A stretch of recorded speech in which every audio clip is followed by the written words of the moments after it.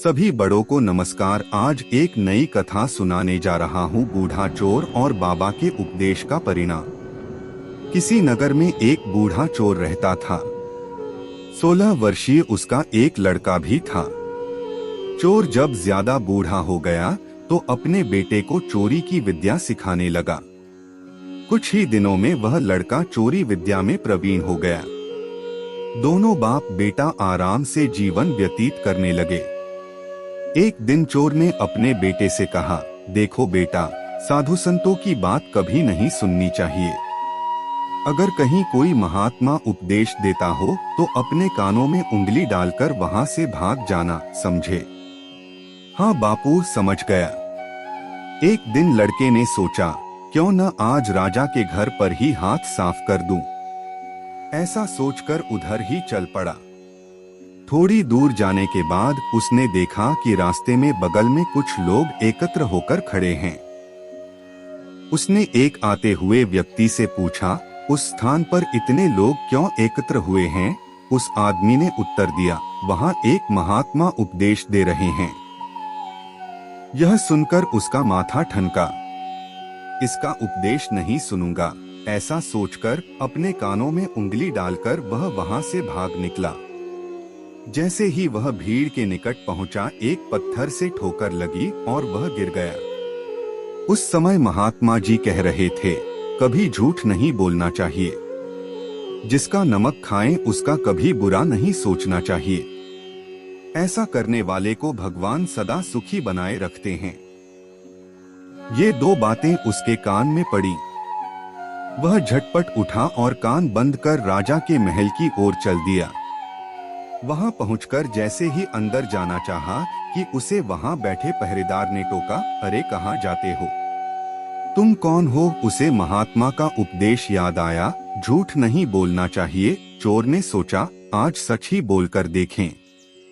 उसने उत्तर दिया, मैं चोर हूँ, चोरी करने जा रहा हूँ। अच्छा जाओ। उसने सोचा राजमहल का नौकर होगा, मजाक कर रहा है। चोर सच बोलकर राजमहल में प्रवेश कर गया। एक कमरे में घुसा। वहां ढेर सारा पैसा तथा जेवर देख उसका मन खुशी से भर गया। एक थैले में सब धन भर लिया और दूसरे कमरे में घुसा। वहां रसोई घर था। अनेक प्रकार का भोजन वहां रखा था। वह खाना खाने लगा।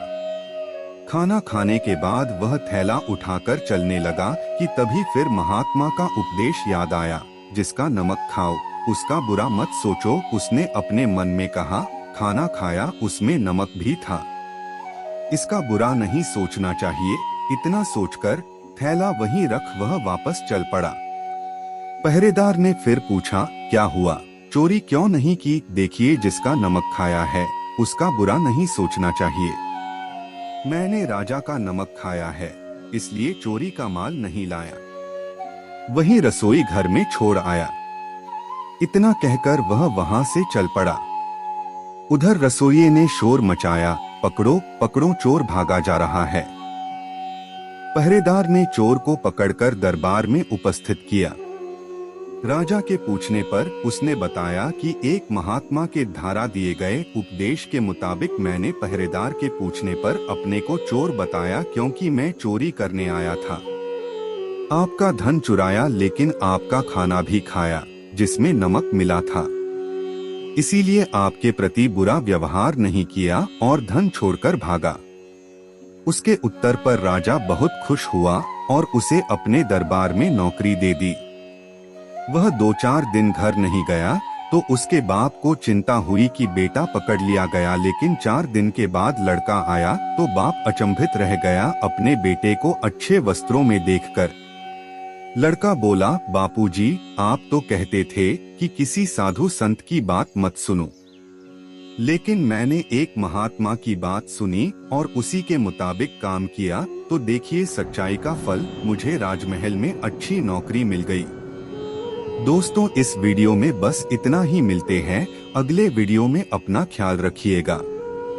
धन्यवाद आप सभी के प्यार के लिए। कृपा ऐसे ही सभी साथ देते रहना और कृपा करके आप मेरे चैनल को सब्सक्राइब करें और मेरी वीडियो को लाइक करें। ताकि मुझे धार्मिक वीडियो बनाने का हौसला मिलता रहे और आप सबका प्यार भी मिलता रहे। कृपया मेरे चैनल को सब्सक्राइब करें। अब मैं मिलता हूँ आपको अगली वीडियो में।